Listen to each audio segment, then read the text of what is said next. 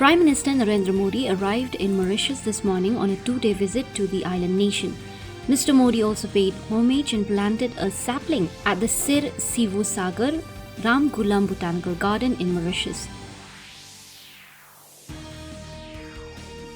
President Draupadi Murmu has said that the development of women means the development of society. She said this while addressing the 10th convocation of the University of Bathinda today.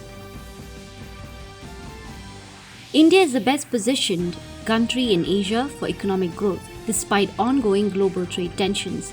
This was reported by Morgan Stanley, a well-known investment bank and financial services company. The union government will open daycare cancer centers in every district of the country within the next 3 years. This was informed by Union Health Minister J.P. Nadda in his reply to a supplementary question in Rajya Sabha today. India has signed a Memorandum of Understanding with Armenia for cooperation in the field of medical products regulation.